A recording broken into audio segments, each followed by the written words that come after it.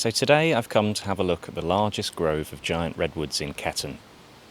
I'm in a beautiful plot of land which is owned by the Wildlife Trust, but was once owned by local landowner Thomas Burrows. Thomas Burrows was a horticulturalist and laid out beautiful parkland on either side of Station Road, which is what we're going to explore today, and have a look at some of the beautiful meadows and the big trees that he planted all those years ago. So immediately upon entering the plot, the most striking feature is this absolutely huge giant sequoia growing next to the gate. I've had a look at this tree before. As I've been conducting a survey of the redwoods in Ketton, this was one of the first trees that I measured. It's actually at the boundary of the Wildlife Trust plot, and you can reach it on foot. It has a girth of 614 centimetres, measured 1.5 metres off of the ground, making it quite a large specimen in the survey of redwoods in Ketton. I recently did some measurements of another redwood just over the road inside the boundaries of Aldgate Lodge, which is the largest redwood in Ketton, which is unsurprising given that that was Thomas Burrows' garden, and so he probably planted his first sequoia there.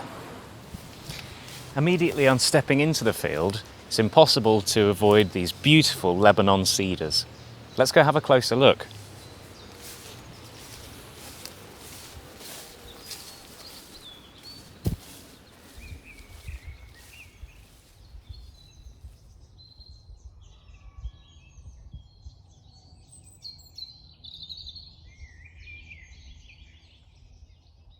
So these blue Lebanon cedars are one of the more prominent features in the meadow.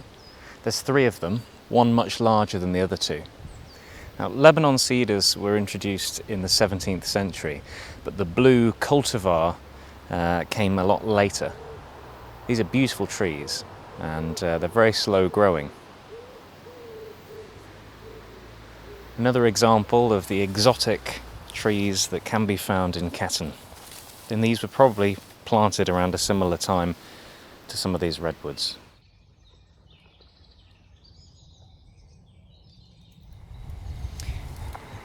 So here I am in the redwood grove. There are 11 truly immense giant sequoias growing in this grove. It's actually quite hard to capture that on the ground with a camera. So this supplementary drone footage will give you a sense of the scale of the grove. This is the largest collection of giant sequoias in Ketton, all growing in one single grove. They're beautiful, beautiful trees, and they all look remarkably healthy. They do have quite a lot of ivy growing on some of the trunks, but besides that, all of the trees are in pretty good health. It's just a very magical place to come and walk.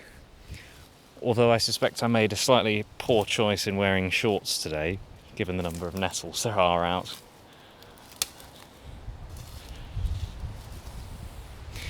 Being in a grove of this size and of this relative maturity for the UK really gives you a sense of the feeling that one gets in the native range of these trees. This is probably the closest you can get to feeling like you're in Mariposa Grove in Yosemite National Park without actually going there. One thing you may notice about this grove is, despite the fact that we've got quite a lot of mature trees here that are clearly producing cones, there aren't any little giant redwoods growing. There's no seedlings, there's no saplings. Essentially, they're not germinating. The reason that they're not germinating is that at a young age, these trees have a very, very poor seed viability. In the most optimal conditions, it could only be around 1%. It's not until these trees are hundreds and hundreds of years old that that seed viability starts to increase. And thus the chance of a little baby redwood growing at the base of a grove like this starts to become a little bit more likely. We're talking maybe 20%, something like that. As I mentioned, I'm conducting a survey of the redwoods in Ketton, and so I thought while we were here today it would be useful to measure one of the trees in the grove. So I've selected one of the trees, this one here, They're all fairly similar sizes, but this one looks like maybe it's a little on the bigger side compared to some of the others. So let's give it a measure and see how it measures up.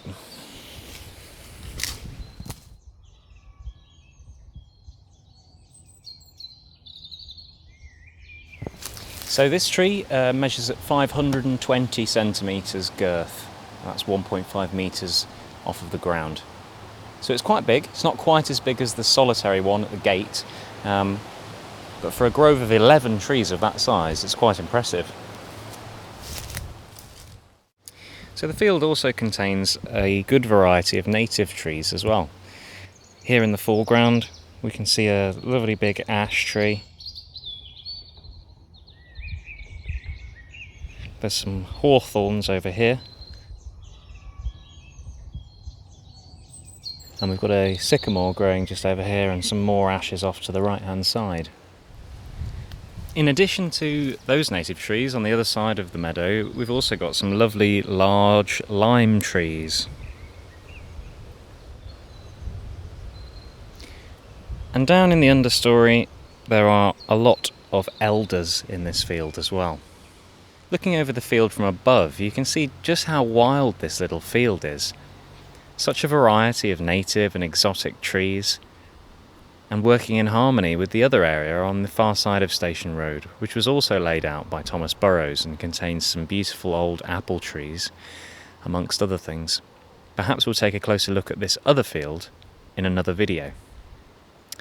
And panning across, you can see just a few metres away Thomas Burrows' house and his gardens, with a great tall redwood standing sentinel over it all, the largest in Ketton.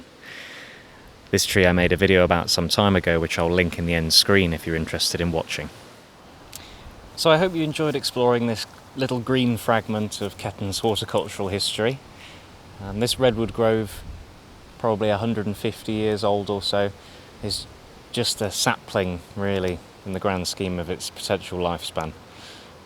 I can't even begin to imagine how huge these trees could get if we just give them the time and the space and the climate to do so. So if you've enjoyed today's video, as I say, I may do a future video on the other field, on the other side of Station Road, and I will be continuing to document, explore and protect the redwoods of Ketton and beyond. Thanks for watching.